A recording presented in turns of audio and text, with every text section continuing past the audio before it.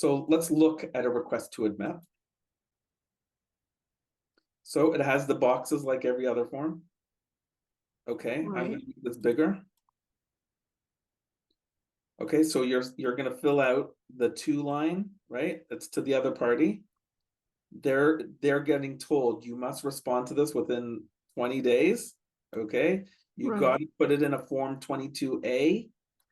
And here it says it. If you do not respond within the time given, the case will go to court on the basis that you are admitting, yes, the purpose of this case only, that the facts are true and the documents are genuine. Okay. So now here's a blank lines. Okay. Yeah. So now, if you are watching this video and you're saying, I've never heard of this before, or you're more likely watching it because you received a Form 22 and now you're like, holy crap, oh my gosh, what do I do to respond? Which we'll get to. Each line basically is supposed to be a fact. Okay, so think about a fact. The date of marriage is X, right? Okay. And I'm going to show you some rules of thumb. But the first thing you need to realize is most basic facts are not even contested. Right. So you don't even need this form. It's interesting. This form is usually used later in a court case, usually when it looks like the case is really going to go to trial. Okay, so like in other words, if this is going to be, this is a tool that is used usually by litigators. Okay, and I hate to say, I'm going to say this at this point.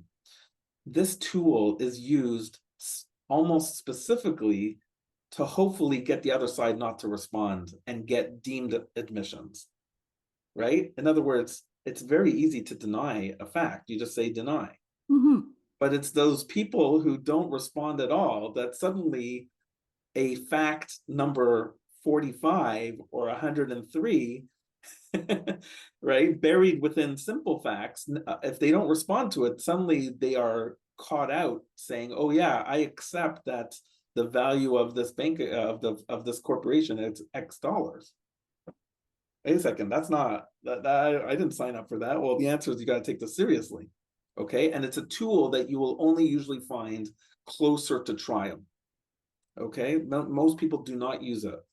And so there's supposed to be, every line here is a fact. So let's just go through some ideas of what that means, okay? So it's got to be a fact that you're asking about, okay? It shouldn't be an argument. And it definitely should not be an interpretation. You're crossing the line if you're starting to get into law. Okay, so it's funny because I was thinking of different examples of how to of where you're crossing the line into argument, right? But I think the best, I'm going to give you two examples, okay? You don't want to say the respondent is chronically late to picking up the child from school. That is an argument, okay? Let's turn that into facts. On March 22nd, 2024, the respondent was 5 minutes late to picking up the school. On March 27th, 2024, the respondent was late for picking up. So every single one is a different fact. Okay, and that the collection of the facts can then turn into an argument at, let's say, at trial, where you say, oh, look, you are chronically late. Oh, that's interesting. Right? Okay, You agree, you don't even have to say you agree that you were late on this day because the request to admit, you admitted to it, that right? Unless they denied it. So let's say they deny it on the response, right? Right. And then you'll say you denied on the response to request to admit that you were late on this day. Is that right? Right? Okay, good. Well, here's the school record. Yes. Which you admitted is a good, genuine document. Yeah, that's, yes. And it shows on March 23rd or whatever that you were late by 5 minutes, right? So that's a fact. Yeah. Okay. But let's talk it, something. If you want to say that a person is a bad person, right? I mean, just people like to say, right? Yeah. You don't want to say, the respondent was controlling. You want to say the respondent did at no time during the marriage did the respondent give the applicant the password to their joint banking account, something like that. That's a Oh, fact. okay. Okay. Okay, right? So remember, you're talking facts, not argument. The argument will come. Where it can get a little tricky is if you say, well, the date of separation, the parties separated Right. on June 5, 2024, right? Right. So that's a little bit trickier because that's Yeah. also a legal conclusion, Yeah. right? So you could say it, okay? Mm-hmm. You could do it. The question is whether the court will give its like heavy legal effect if the other person doesn't respond. Okay, that's where that will come up. But you can break down that question. On June 5, the parties had an argument in the kitchen, right? Something like that. On the night of June 5, the respondent moved into the basement. So you can, again, facts as opposed to conclusions, right? Yeah, that's Okay. good. It's very important that each fact is set out clearly and separately in consecutive paragraphs. Every single item needs to be able to be responded to on its own merit, which leads to the next one, which is Right. don't put multiple sentences. It's Interesting. got to be one thought. Okay. Okay. Yeah. Um, the child needed braces and glasses. No, no, no, no. The child needed braces. The child needed glasses. Wow. Okay, separate thoughts. Okay. Wow. Okay. Yeah. Um, be specific and unambiguous. Okay. It should be very precise. Like if somebody admits it, then it's a precise admission. And why is this important? Because it's so easy to deny anything that's not precise, right? Mm-hmm. So you want to be very specific, which means that it's a bit of work to put together a request to admit, Oh right? my. The Okay. starting point, just to help you out of what, like, how do you get going, is to actually go back to your application or answer. Both Right. parties, either party can do this document. So you can go by to your let's say it's the respondent making this document. You can go to your answer, and then line by line or sentence by sentence from your own answer, you can just put that into a request to admit, and then see what the other side has to say, whether they admit to any of the facts. Just make sure it's sentence by sentence and not compound. Okay. I have a question, quick Yeah. question.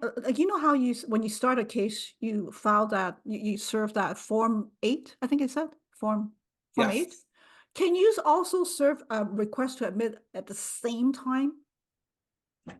That's a really good question. The answer is, very technically speaking, at any time. Most people don't even think about this yet. They don't even think that there is another side to the story. Right, that's interesting. um, and it's a good question.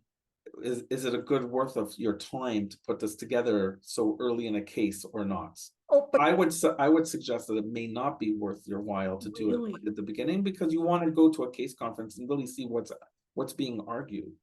Right? Oh, got it. In other Okay. words, you're going to be picking your battles. So find out first what's really at battle. The other issue really is, at the end of the day, well, we're going to get to this right now, actually, Okay.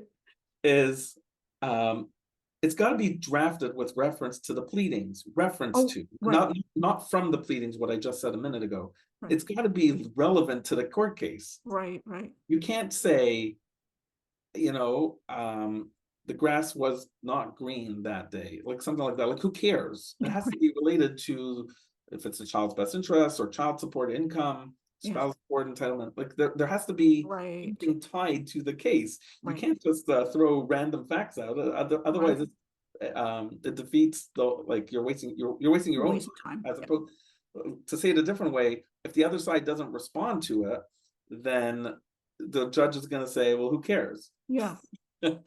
Okay. Got it. Um, from a model of best practice, it's probably best to start with what is likely to be undisputed. So start with the easy, non-controversial facts.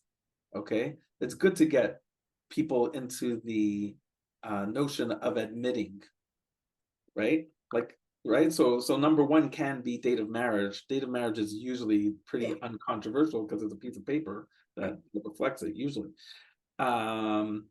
So that's good. You know, from my perspective, I also think of it as, so, you know, when I was back in the day in university, I would fill out these surveys, like, because you got paid for them.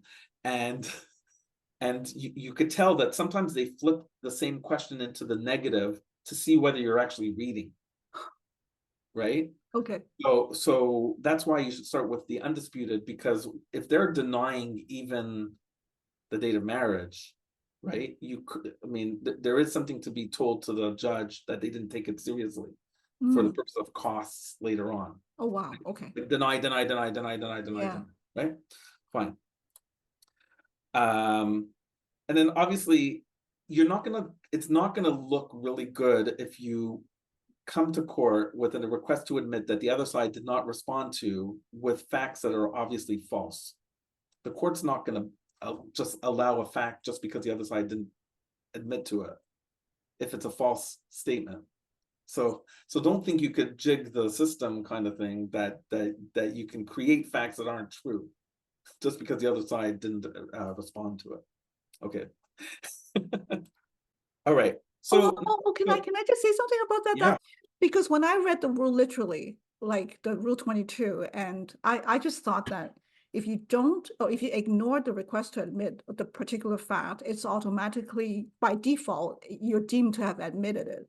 So correct. I thought that by if you already admitted it, the court's not even going to waste time listening to the argument over whether the fact is true or not. But now you're telling me that actually, even if you don't, like, I'm not asking this very well. Oh no, well, I can answer it because Okay, yeah, I I know, I understand what think you're you know what asking. I'm saying. Yeah, so listen, if somebody doesn't respond to the application, Yeah.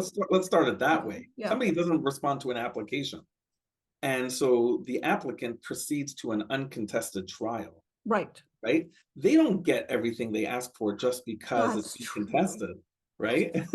You still have to convince the court that what you're Right. asking for is reasonable within law, within the circumstances, right? So Okay. it's not nothing is 100%. The court controls its own process and its own decision making abilities, right? So Okay. that is the answer. That's not, nothing is automatic. Just before we go on to responding to the request, Okay. I just want to now just look at the second page of the request to admit Yeah. regarding the documents. I'm kind of like ignoring that almost. And so this is the page 2. Doesn't have to be on the second page, but just of this form. You're requested for the purpose of this case, the following documents are genuine, right? So that was the emails that we were talking about. And so you would also likewise on this form, for every line, you would say, you know, promissory note dated April 1, 2018, right? Mhm. Then you would attach to this document, right? Or serve along with it. And I would tell you to label it number 1 so that it lines up. It's very easy for the other party to review for each document, 1, 2, 3, 4, 5. And then they can respond to it. Mm. Okay. All right.